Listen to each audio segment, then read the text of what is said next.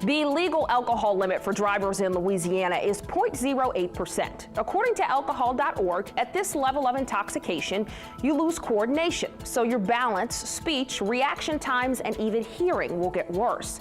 It can be difficult to stand still and focus on objects, and your reasoning, self-control, and concentration could all be impaired. You may also have some short-term memory loss. Police believe that Tony's blood alcohol concentration at the time of the crash was 0.215%, so he was nearly 3 times that legal mark. When a person reaches a blood alcohol level of 0.2%, they may feel confused, dazed, or disoriented. The person may need help standing and walking, and it's likely that they will vomit. And a blood alcohol level this high can cause blackouts, so the person may not even remember certain events. Having a blood alcohol level 4 times the legal limit is similar to being on surgical anesthesia. That person is very likely to pass out and may stop breathing. So how many drinks does it take to reach that level of intoxication?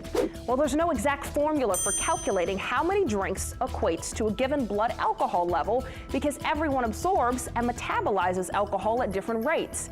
There are lots of factors that can affect someone's blood alcohol level, such as their gender, their weight, how much they've eaten, and even how fast they're drinking.